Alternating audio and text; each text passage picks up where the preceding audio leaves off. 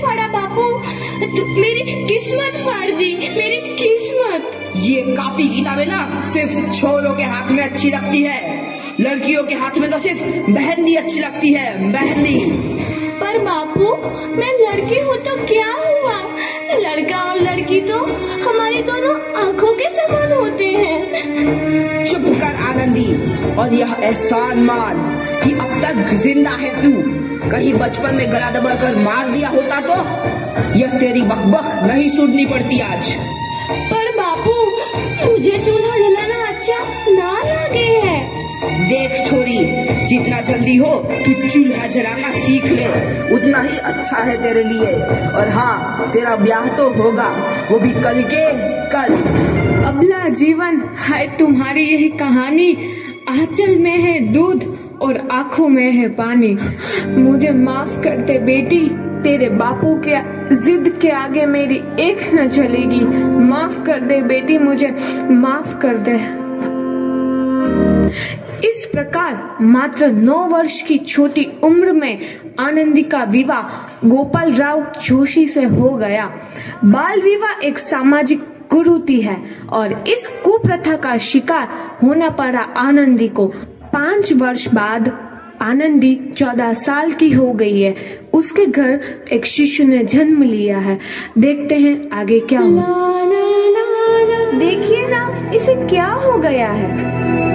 इसका माथा तो अंगार की तरह तप रहा है, इससे तो बहुत तेज बुखार है। आप भी ना हैं, दीजिए मुझे। माधव, माधव, जल्दी से वैद्य जी को बुला के लाओ। जी, अभी बुला के लाता हूँ। ये तुम क्या कर रही हो आनंदी? भगवान की विभूति लगा रही हूँ। बस करो आनंदी, ये सब अंधविश्वास है।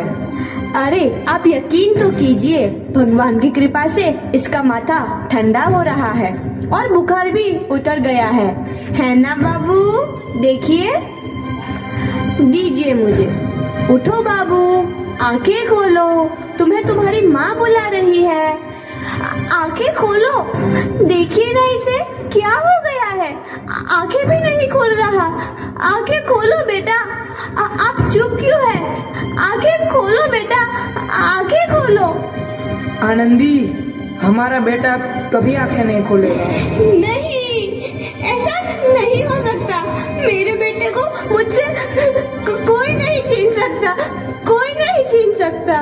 पागल मत बनो आनंदी। माधव, माधव, आनंदी, बंद करो ये पागलपन। भगवान ने मेरा बच्चा छीन लिया। भगवान ने नहीं, तुम्हारी अशिक्षा और अंधविश्वास ने तुम्हारा बच्चा छीना है। अगर तुम पढ़ी लिखी होती तो आज हमारा शिशु जीवित होता। तुम अनपढ़ थी आनंदी, अनपढ़। नहीं, अब मैं अनपढ़ नहीं रहूंगी, नहीं रहूंगी मैं अनपढ़। मैं पढ़ूंगी ताकि कल किसी और आनंदी को इलाज के अभाव में अपना बच्चा ना खोना पड़े। शाबाश आनंदी, और यही तुम्हारे अपराध के लिए प्रायश्चित भी है।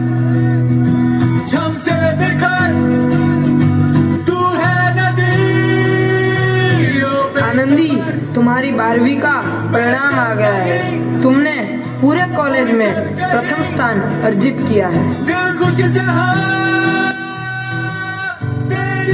आनंदी, तुम्हारी मेहनत रंग लाई है, तुम्हें शिक्षा वृत्ति मिली है। ये लो तुम्हारे अमेरिका जाने की टिकट। मुझे शिक्षा वृत्ति मिल गई, मैं अमेरिका जा रही हूँ। पर ये सब मैं अकेले कैसे कर पाऊंगी? आनंदी, अपने आप को इतना कमजोर क्यों समझ रही हो? फिर इतना पढ़ने लिखने का क्या फायदा? तुम अभी गवार की। गवार नहीं हूँ मैं अब गवार।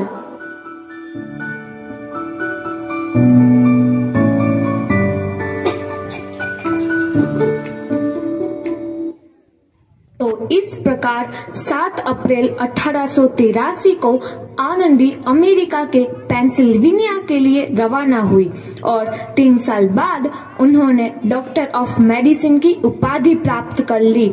इधर आनंदी के पिता की तबीयत बहुत खराब है। आगे क्या होता है देखते हैं। लगता है अब मेरे जाने का समय आ चुका है। अब मैं नहीं बचूंगा। ऐसा मत बोलो। शहर के सिटी हॉस्पिटल में अमेरिका से डिग्री लेकर कोई बड़ा डॉक्टर आया है। एक बार वहाँ चलकर दिखा लेते हैं। हाँ सही बोला भैया, कम से कम दिल को तसल्ली तो मिल जाएगी। हाँ हाँ चलो चलो जल्दी हॉस्पिटल चलते हैं।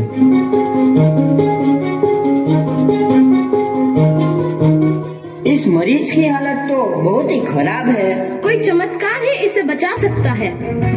ऐसा मत बोलो भाई, डॉक्टर साहब कब तक आ जाएंगे? लो आ गई डॉक्टर मैडम। डॉक्टर मैडम जल्दी देखिए, मरीज की हालत बहुत ही खराब है।